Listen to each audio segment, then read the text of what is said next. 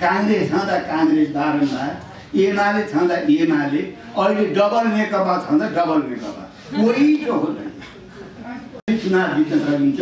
उतालाई खुसी पारेर कसरी सत्तामा रजाइ गर्न सकिन्छ, यही नै चिन्तन हो कि देशको राष्ट्रियता, सार्वभौमता र अखण्डतामाथि सौदाबाजी। अब राजा महेन्द्रकै पाला हो नि त, कालापानीमा भारतीय सेना आएर चाहिँ जमेर बस्यो। जमेको तपाईँ चाहिँ सुस्ता चाहिँ हडप गरेको पञ्चायत कालमै हुन्छ। चाहिँ हल्ला के गर्छन् भन्दाखेरि राजा छँदा बरु देशको राष्ट्रियता, सार्वभौमता र अखण्डता बचेका थियो, यी सयौँ राजा पाल्नुभन्दा राजा आउनुपर्छ भन्छन् मण्डलीहरू। नपर्नुहोस् र तपाईँ चाहिँ नि पञ्चायत कालमा त राजा पाला त तपाईँसँग यति कुरा पनि गर्न सक्दैन थिएँ मैले। अब अहिले जुन समस्या छ जनताका अगाडि, राष्ट्रका अगाडि, त्यति कुरा पनि गर्न चाहिँ दिँदैन। उताका माग पुरा गरेर अब जनताले थाहै नपाएपछि तपाईँ चाहिँ उनले राष्ट्रियताको अब तपाईँ चाहिँ नि सम्वर्धन गरेको देखिन्थ्यो। तर होइन, अहिलेसम्मका जो शासकहरू हुन् यो राष्ट्रियताको प्रश्नमा उनीहरूको अडान चाहिँ नि बिल्कुल तपाईँ चाहिँ गलत छ र वास्तवमा यिनीहरूले चाहिँ देशको नागरिकता बेचेर चाहिँ खाइरहेको छ। भारततिर बाँधेर यता चाहिँ बर्खा बाढी बनाएर तपाईँ चाहिँ जुन पीडा छ त्यहाँ त लडिरहेका छन् नि। तराईका चाहिँ यादवहरू, थारूहरू कतिपय त्यहाँ बसिरहेका ती अनादिकालदेखि बसेका त उनको त हक अधिकार त खोजिरहेको छ। चाहिँ नागरिकता दिनुपर्छ भन्ने चिन्ता होइन नि। चिन्ता त के हो भने त्यो आगन्तुक र तिनबाट जन्मेका सन्तानलाई कसरी नागरिकता दिनु। तपाईँ यो 60 साल पछिको जो चाहिँ संवैधानिक इतिहास पढ्दै जानुहोस् त, त्यहाँ त कयौँ तपाईँ चाहिँ दलितहरू, त्यो तपाईँ सुकुम्बासीहरू, भूमिहीनहरू, उनीहरूलाई कहाँ तपाईँ चाहिँ नागरिकता उनको चिन्ता होइन नि। तपाईँ चाहिँ चिन्ता के हो भने त्यो आगन्तुकहरूलाई कसरी त्यो आगन्तुकको ठुलो सङ्ख्या चुनावकै बेला चाहिँ सुनौलीमा भनेन उताका उम्मेदवारहरू यहाँ चाहिँ नेपालको सीमाभित्र नेपाली नागरिकता लिएका लाखौँ भारतीयहरूले हामीलाई समस्या पारे। उनीहरूको दुईतिर नागरिकता छ, उनीहरू नेपालीको नागरिकता ल्याएका छन्, यताको ल्याएका छन्। उनीहरू नेपालीकै नागरिकता हुनेहरू यिनीहरूले भोट हाल्दिन भने हामीले जित्छौँ भनेर तपाईँ चाहिँ त्यहाँ तपाईँ सुनौलीकै आमसभामा चाहिँ उता भारतको चुनावमै भनिरहेका छन्। तपाईँ चाहिँ अब केही पनि आर्थिक सामाजिक तपाईँ चाहिँ नि काम गर्नको लागि त्यस खालको तपाईँ चाहिँ नि परिचय पत्र दिने भन्ने कुरा छ। त्यस कारणले एउटा व्यक्ति एक खेपमा त एउटा देशको नागरिक हुन्छ। नागरिक भनेको त त्यो देशको सदस्य हो नि हुन्छ। कति ठुलो चिज हो नागरिक भनेको, त्यो देशको सदस्य हो। त्यो एउटा व्यक्ति दुईवटा देशको सदस्य हुनसक्छ। कार्यालयलाई अब यो विधेयक संशोधन हुन पारित हुनलाई ढिलो भयो। त्यसो हुनाले यो विधेयक यतैतिर चाहिँ संसदमा भयो भने जिल्ला सिडिओ कार्यालय सिडिओहरूलाई वंशजको आधारमा वंशजको अङ्गीकृतबाट जन्मेका नागरिकका सन्तानलाई वंशजको नागरिकता दिने भनेर चाहिँ नि सरकारले सूचना गरेको छ। यो अत्यन्त गम्भीर कुरा हो। संसदमा विधेयक छ, संसदबाट चाहिँ विधेयक अब के हुन्छ अब त्यो बाँकी नै छ। अब सरकारले जुन खालको चाहिँ नियत गरिरहेछ त्यो नीति गलत हो। नेपाल तीनतिरबाट चाहिँ दक्षिणको देश भारतबाट घेरिएको छ, पश्चिमतिर, दक्षिणतिर र पूर्वतिर। र 2007 सालभन्दा पहिले नेपालीहरू भारतमा जाँदा भारतीयहरू नेपालमा आउँदा पासपोर्टको सिस्टम थियो, अहिले जस्तो खुला थिएन। जब नेपालबाट राणाहरू चाहिँ गए, राणाहरू जाने बेलैमा 1950मा एउटा सम्झौता भयो, भारत नेपालको बिचमा सम्झौता। त्यो सम्झौतामा के व्यवस्था गरियो भने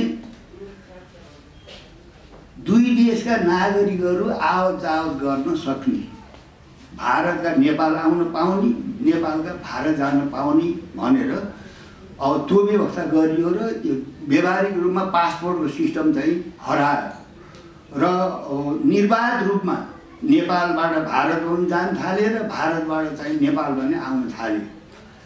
त्यति बेलादेखि नै नेपालमा भारतीयहरूको ठुलो ओहिरो लाग्यो र 2009 सालमा नागरिकता सम्बन्धी ऐन बन्यो। त्यो ऐनको उद्देश्य नि के भयो भन्दाखेरि आप्रवासीहरू आगन्तुकहरूलाई नागरिकता दिने व्यवस्था सहित 2009 सालमा नागरिकता सम्बन्धी विधेयक आयो र त्यसपछिका दिनहरूमा चाहे 2020 सालको 19 सालको र चाहिँ 48 साल जति पटक नेपालमा विभिन्न खालका घटनाहरू हुन्छन् ती घटनामा चाहिँ नि विदेशीहरूलाई खास गरेर आगन्तुकहरूलाई सबभन्दा ठुलो सङ्ख्यामा के भयो भने जब अब पञ्चायती व्यवस्थाका विरुद्धमा 35-36 मा चाहिँ आँधीबेहरी उठ्यो। त्यो आन्दोलन उठिरहेको बेलामा नेपाल सरकारले चाहिँ नि पञ्चायतलाई जोगाउन बचाउन जनमत सङ्ग्रहको घोषणा गर्यो। जनमत सङ्ग्रहको घोषणा गर्यो र त्यो जनमत सङ्ग्रहलाई नेपाली जनतालाई के भनिदियो भने तिमीहरूले बहुदल रोज्छौ कि निर्दल रोज्छौ भनेर जनमत सङ्ग्रहको विषय त त्यो थियो। वास्तवमा त्यति बेला राष्ट्रको ढुकुरी सिद्ध्याएर वन जङ्गल चाहिँ सखा पारेर वनका तस्करहरूलाई चाहिँ वन छोडिदिएर राष्ट्रको ढुकुरी सकेर भारतकै पनि कतिपय चाहिँ तस्करहरूलाई समेतबाट चन्दा लिएर उनीहरूलाई समेत छुट दिएर ठुलो सङ्ख्यामा तपाईँ चाहिँ भारतका सिमानाका गाउँका हजारौँ लाखौँ तपाईँ चाहिँ भारतीयहरूलाई भोटर लिस्टमा राख्यो। भोटर लिस्टमा एक शर्तमा राख्यो कि उनीहरूले तपाईँ चाहिँ निर्दललाई हराउनको लागि बहुदललाई हराउनको लागि निर्दलको पक्षमा भोट हाले।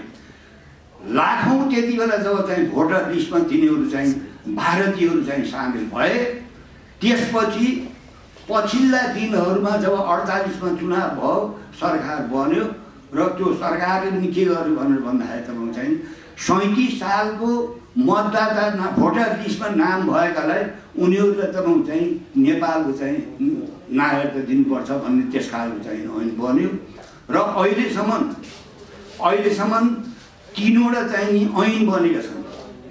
नागरिकता सम्बन्धी ऐन 7वटा टोली बनेको छ जो नागरिकता दिनको लागि नागरिकता व्यवस्था गर्नको लागि नेपालमा जन्मेका नेपालीहरूलाई नागरिकता दिनको लागि होइन। मुख्य कुरा त म चाहिँ खुला सिमाना भएको हुनाले भारतबाट नेपालमा प्रवेश गरेर यहाँ बसोबास गरेर उनीहरूबाट जन्मेका चाहिँ लाखौँ लाखले अहिलेको चाहिँ भारतकै गृहमन्त्रीले भनेको खुलेआम दबाउँछ 1 करोड भारतीयहरूले नेपालको नागरिकता लिएछन्। अब अहिलेको समस्या के हो भने संसदमा पेश भएको विधेयक त म चाहिँ 2063 सालमा जुन तपाईँ चाहिँ जन्मको आधारमा नागरिकता लिएका छन् ती अङ्गीकृत नागरिकका सन्तानलाई वंशजको नागरिकता दिनको लागि अहिले चाहिँ सङ्घीय संसदमा त्यो विधेयक पेश भएको छ र विधेयक पेश भएको छ र स्वयं डबल नेकपाका अध्यक्षहरूले तराईमै गएर के भनेका छन् भने नेपालमा बसोबास गरेर अङ्गीकृत भएका कि अङ्गीकृतकाबाट जन्मेकाहरूलाई वंशको आधारमा नागरिकता दिने भनेर ओलीले नि घोषणा गरेका छन्, प्रचण्डले नि घोषणा गरेका छन् तराईले। यसरी देशको तपाईँ चाहिँ नि अब हामी यहाँका चाहिँ जुन मूल नेपाली हुन् हामी अरूबाट पर्ने र तपाईँ चाहिँ नि खास गरेर विदेशबाट चाहिँ उताबाट आगन्तुकहरू बहुमत प्राप्त गर्ने त्यो स्थिति छ र अहिले पनि तपाईँ चाहिँ लाखौँ लाख तपाईँ चाहिँ नि भारतीयहरू चाहिँ नेपाली नागरिकता लिएका छन्। अब कैयौँ पटक जुन सरकार बन्छ 36-37 मा पञ्चायत व्यवस्था विरोधी आन्दोलन भयो। मुख्य कुरा तपाईँ चाहिँ उताबाट जन्म सङ्ग्रहको चाहिँ सुधार आएपछि जन्म सङ्ग्रह गराएपछि भारतीय तपाईँ चाहिँ नागरिकहरूलाई भोटर लिस्टमा नाम राखेर निर्दललाई जिताउने गरियो। 48 सालपछि तपाईँ चाहिँ चुनाव भएर जो नयाँ सरकार बन्यो त्यो सरकारले त्यो 37 सालमा चाहिँ भोटर लिस्टमा नाम राखिएकाहरूलाई उनीहरूलाई चाहिँ नि नागरिकता चाहिँ दिने काम भयो।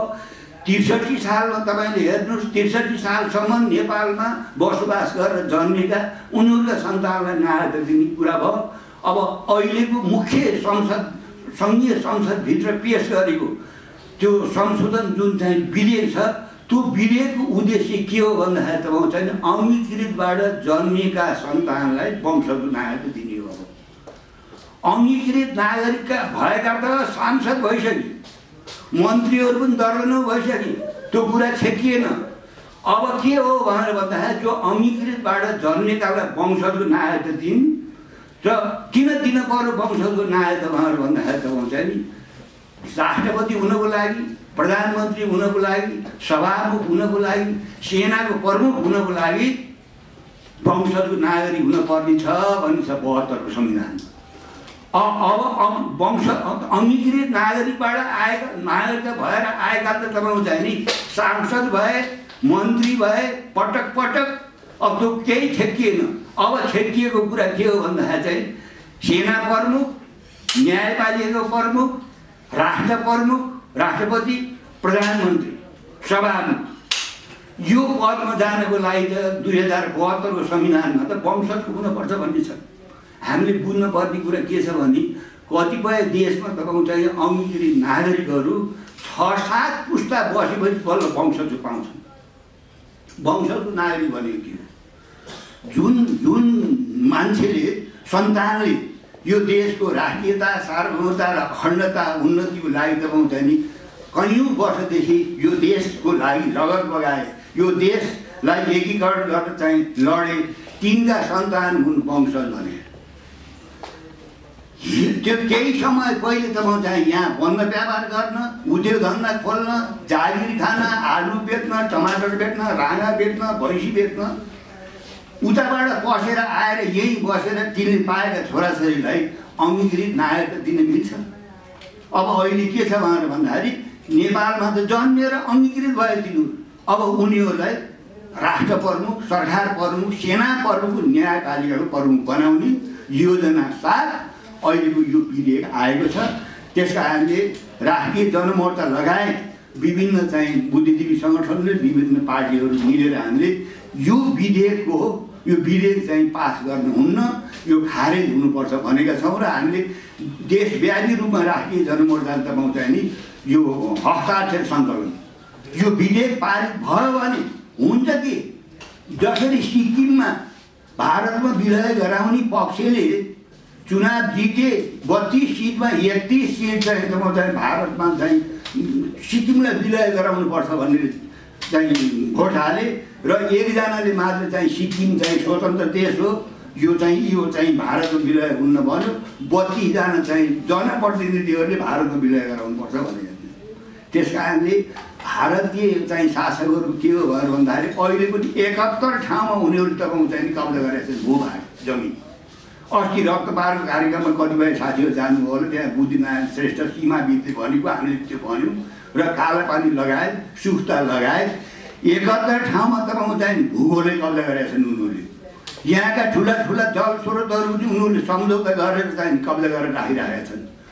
अर्को दाउ के हो भन्दाखेरि जनसाङ्ख्यिक आक्रमण गराएर ठुलो पैमानामा तपाईँ चाहिँ भारतीय जनताहरूलाई यहाँको नागरिक बनाएर, यहाँको मतदाता बनाएर र तपाईँ चाहिँ नि हामी यहाँका बासिन्दा नेपालीहरू तपाईँ चाहिँ अलमत पर्ने, आगन्तुकहरू बहुमत बनाएर तपाईँ चाहिँ नि संसद कब्जा गर्ने वैधानिक तरिकाले।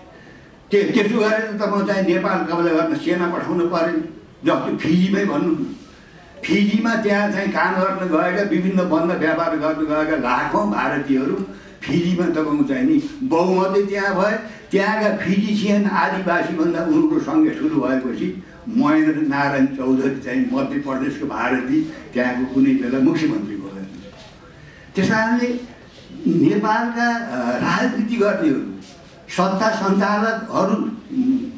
सञ्चालन गर्ने कर्मचारी तन्त्रहरू, उनीहरूलाई आफ्नो नाफा, राजनीतिक पार्टीहरूलाई चुनाव जित्ने, सत्तामा बस्ने र तपाईँ चाहिँ नेपाललाई तपाईँ चाहिँ एउटा विदेशीहरूको एउटा अखडा बनाएर उनीहरूको चाकरी गरेर, उनीहरूको दलाली गरेर, उनीहरूको चाहनाअनुसारको ऐन बनाएर, कानुन बनाएर, नागरिकता विधेयक बनाएर आज मुलुकमा जुन खालको स्थिति चाहिँ सिर्जना गरेका छन्, यसको विरुद्धमा नेपाली जनता तपाईँ चाहिँ नि सङ्गठित भएनन्। यो विधेयक खारेज भएन भने तपाईँ हामीले हेर्दै अङ्गीकृतबाट जन्मेको चाहिँ वंशजको हुने, त्यो अङ्गीकृतबाट जन्मेकोलाई वंशजको बनाउने जुन खेल छ, त्यो चाहिँ अङ्गीकृतबाट वंशज बनाएर त्यसलाई राष्ट्र प्रमुख, सेना प्रमुख, न्यायालय प्रमुख बनाउने योजना छ। एउटा कुरा। अर्को कुरा के छ भन्दाखेरि म चाहिँ अहिले कतिपय महिला दिदीबहिनीहरूले छोरा र छोरीमा चाहिँ भेदभाव गर्नु भएन भन्ने कुरा छ। हाम्रा छोरीहरू तपाईँ चाहिँ भारतका केटासँग बिहा गरे भने 7 वर्षसम्म उनीहरूले त्यहाँ एप्लिकेसन पनि दिन पाउँदैन। अङ्गीकृत नागरिकको लागि 7 वर्ष। उदाहरण तपाईँ चाहिँ तराई भित्तीमा बिहा गरेर नेपाली केटाले बिहा गऱ्यो भनेदेखि चाहिँ अर्को दिन उसले चाहिँ अङ्गीकृत नागरिकता पाउँछ। तेस्रो दिन ऊ चाहिँ चुनाव लड्छ, चौथो दिन ऊ मन्त्री नै भइदिन्छ। हामीले देखिराखेका छौँ। म त 3 पटक संसदमा देखाएको छु नि। दर्जनौँ तपाईँ चाहिँ अङ्गीकृत नागरिक जो नेपालको तपाईँ चाहिँ संसदमा छन्, संविधान सभामा छन्, अहिले पनि चाहिँ सङ्घीय संसदमा छन्। हेर्नु त्यसो भएर हाम्रा छोरी तपाईँ चाहिँ उता गयो भने 7 वर्ष पुगेपछि बल्ल अङ्गीकृत नागरिकको लागि एप्लिकेसन हाल्नुपर्ने। उताबाट तपाईँ चाहिँ यज्ञबाट उठेर नेपालभित्र प्रवेश गर्ने बित्तिकै नागरिकता दिनुपर्ने। यो कस्तो किसिमको नियम हो, कस्तो किसिमको कानुन हो भन्ने छ। अनि महिला दिदीबहिनीले छोरा र छोरीले चाहिँ भेदभाव गर्नु भएन भने नेपाली छोरीले कुनै विदेशसँग बिहा गर्यो, उसको लोग्नेको ठेगान लाएन भने पनि जसरी छोराबाट जन्मेका छोराछोरीलाई चाहिँ नागरिकता दिइन्छ, छोरीबाट जन्मेकालाई दिनुपर्छ भन्ने एकदम ठुलो हल्ला छ, ठुलो प्रचारबाजी छ। ल भन्नु त्यसो गरेर तपाईँ चाहिँ हामीले भान्जा भान्जीले नागरिकता दिन सक्छौँ, सम्भव छ। अहिले त के भएको छ भने यहाँका नेपाली जति सबै विदेशीहरू आएर यहाँको नागरिकता लिने र यहाँको उद्योग धन्दा, कल कारखाना, बन्द व्यापार तपाईँ हेर्दा हेर्दै यस खालको स्थिति छ। त्यस कारणले यो बेलामा मिडियाका साथीहरूले पनि यो चाहिँ साधारण विषय होइन, यो गम्भीर विषय हो। र चाहिँ सत्तामा र सरकारमा बस्नेहरू चाहे तपाईँ चाहिँ काङ्ग्रेस चाहिँ सरकारमा भएको बेला होस्, चाहे राप्रपा सरकारमा भएको बेला होस्, चाहे एमाले सत्ता भएको बेला होस्, उनीहरूको चिन्ता नेपालले नागरिकता पाएन भन्ने होइन। उनीहरूको चिन्ता चाहिँ ती वनसाङ्ग्राहरू उताबाट यहाँ आएर बन्द व्यापार गर्न बसेकाहरू, उनीबाट जन्मेको यहाँ बसेकाहरूलाई कसरी नागरिकता दिन्छ।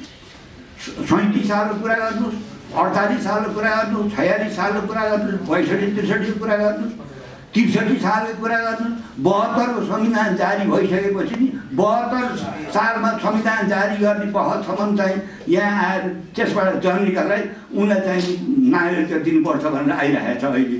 त्यस कारणले यो विधेयक खारेज गरिएन भने हामीले हेर्दा हेर्दै हामी चाहिँ नेपाली मूलका चाहिँ अल्पमतवादी र बाहिरबाट आउने आगन्तुकहरूले अब चाहिँ यहाँ उनीहरूले चाहिँ रजाइ गर्ने त्यो दिन आउँछ र यहाँका शासकहरू, यहाँका कर्मचारी तन्त्रहरू, अब यो आयातित नागरिकहरूलाई, विदेशबाट आएकाहरूलाई जुन खालले पटक पटक अहिलेसम्म त 7वटा त तपाईँ चाहिँ नि अब नियमावली बनेको छ। कुनै देशका नागरिकलाई नागरिकता दिनलाई 7-7वटा नियमावली बन्छ। 5-5वटा त टोली बनेको छ नागरिकता दिनलाई। 63 को तपाईँले चाहिँ नियमावली हेर्नुहुन्छ भने 3 जनाले सिफारिस गरेपछि उसलाई नागरिकता दिने हेर्नुहोस् त। त्यसो गरेर लाखौँ जनालाई नागरिकता दिएका छन् हेर्नु। अनि त्यसलाई तपाईँ चाहिँ सर्वोच्चले खारेज गरेपछि ती पाइसकेकोले चाहिँ अब त्यो खारेज भएन। त्यो सरकारले कुनै पनि सरकारमा त्यहाँ जानुको मतलब तपाईँ चाहिँ सत्ताको रसास्वादन गर्नुको लागि उताबाट आउने निर्देशनलाई उनीहरूले तपाईँ चाहिँ नि सिरोपर गर्ने र आज देशको राष्ट्रियता, सार्वभौमता र अखण्डता अत्यन्त एउटा अप्ठ्यारो स्थितिमा छ। यो स्थितिमा सबै मिडियाका साथीहरू नेपाली जनताहरूलाई यस खालको राष्ट्रघाती विधेयकलाई चाहिँ खारेज गर्नुपर्छ।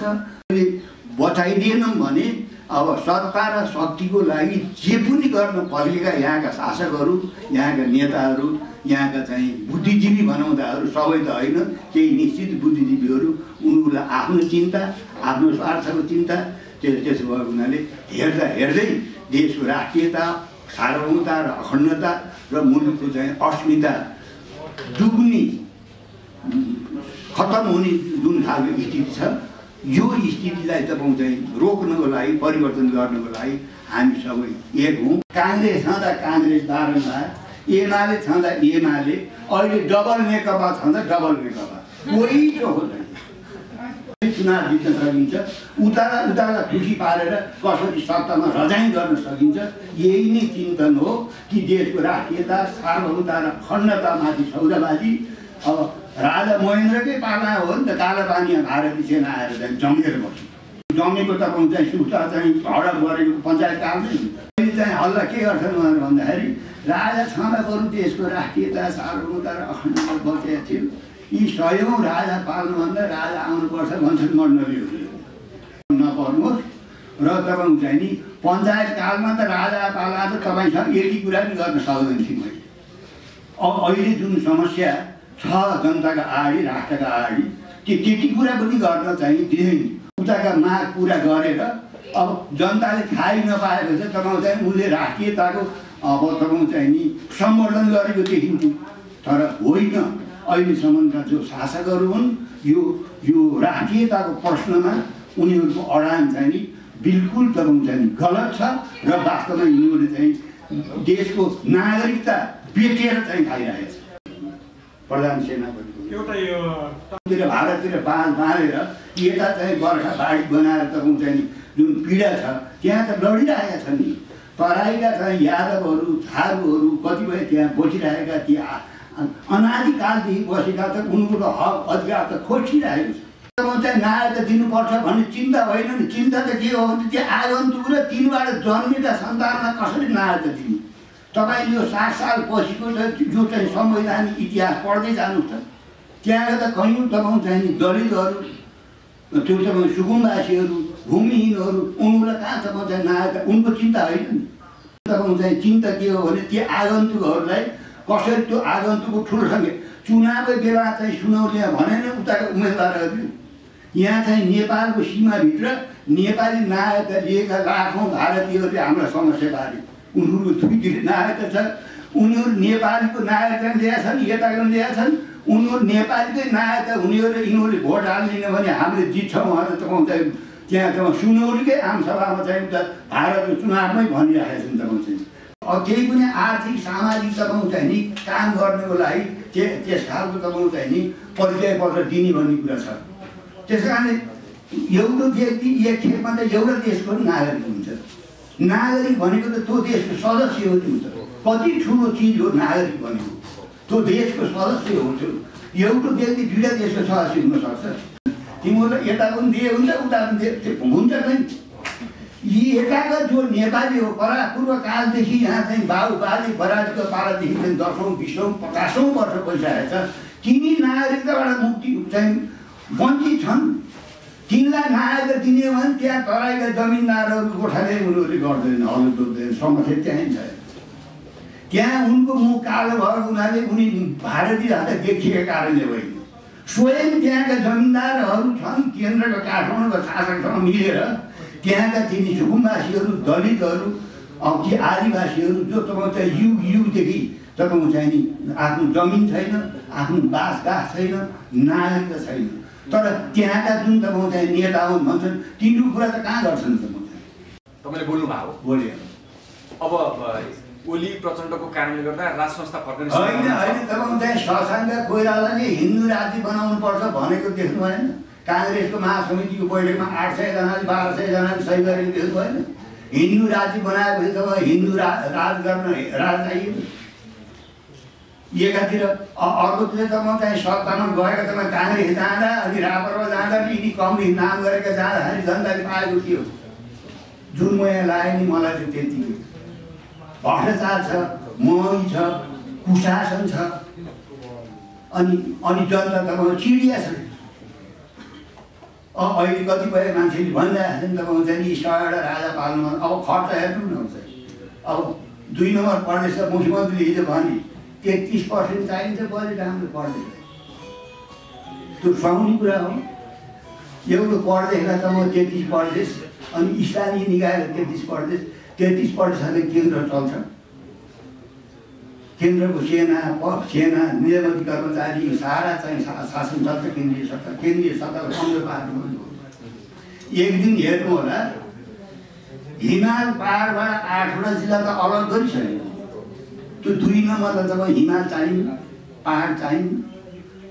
किन तिनीहरूले अलग गरे भनेर भन्दाखेरि त हुन्छ नि वर्षमलाई भन्ने नै छैन नि यो देशमा, अलग गर्दै नि हो। स्पेनको क्याटालोनिया हेर्नु, जन्म सङ्ग्रह गराएर अलग हुनुपर्छ भन्ने त्यसो हुनाले यो हिमाल पहाडबाट 2 नम्बरलाई किन टुराइयो भनेर भन्दाखेरि केही गरी तपाईँ जन्म सङ्ग्रहको माध्यमबाट तपाईँ 2 नम्बर पढेर भारतको विलय गराउने बेला त हिमाल पहाडका मान्छे त नमान्न सक्छन्, खतरा हुन्छ। कसरी चाहिँ खेती भइरहेछ। त्यसो हुनाले एकातिर राजा फर्काउने खेती पनि भइरहेको छ, अर्कोतिर तपाईँ चाहिँ जनता असाध्यै पीडित छन्, आक्रोशित छन्। अब यो 100औं राजा पाल्नुभन्दा यो संसदीय तपाईँ सङ्घीय यो खर्च बिहोर्नुभन्दा बरु एउटै राजालाई चाहिँ पाले हुन्छ भन्ने त्यस खालको जनताको एउटा नेगेटिभ कुरा हो त्यो। तर तपाईँ चाहिँ 241-40 वर्षसम्म चाहिँ राजा राखेर हुने भए त हामीले किन फाल्नु पर्थ्यो? संसारभरि खारेज गर्ने बेकार कुरा हो। राजा भएकै देशमा पनि कतिपय संहिता हुन्छ। राजालाई के खाँचो? राजाले तपाईँ चाहिँ नि शक्ति केन्द्रले यो संहिता बोकाएका हुन्। अहिले सत्तामा बसेकालाई चाहिँ प्रतिपक्ष यहाँ बसेका नेतालाई सोध्नु एकले भेटेर यो संहिता मुलुकको लागि त्यो बुझेर उनीहरूले बोकेका हुन् कि बोक्नको लागि बोकेका? अहिले घाँडो भएको छ। 2 नम्बर मन्त्रीले हिजो भन्यो 33% बजेट केन्द्रमा, प्रदेशमा स्ट्याटिस्टिक हुन्छ, चल्छ। त्यो हेर्नु छाँटेको थियो। यहाँलाई चाहिँ के लाग्छ, राजतन्त्र फर्कन्छ जस्तो लाग्छ कि लाग्दैन? त्यो खतरा छ, खतराबाट मुलुक मुक्त छैन भन्छु म। र अर्को कुरा तपाईँले अहिले संहिता खारेज हुन्न भन्नुहुन्छ। संहिता खारेज भएन भने संहिताले यो देश खारेज गर्छ। हामीले गाँजा खाए भरा भने किसिमको चाहिँ गऱ्यो, हाम्रो साथीहरूलाई चाहिँ कुटपिट सारेर। तर तपाईँ चाहिँ संहिता यो मुलुकले धान्न नसक्ने कुरा केन्द्र अहिले पनि प्रदेशले एउटा निवारणसम्म गर्न सकेको छैन। आफ्नो प्रदेशको सदरमुकाम किटान गर्न सकेको छैन, यही होइन। अब त्यहाँ अब उनीहरूले गरे चुनिएर आएपछि पहिलो काम के गरे भने आफ्नो सेवा सुविधा मुख्य निर्णय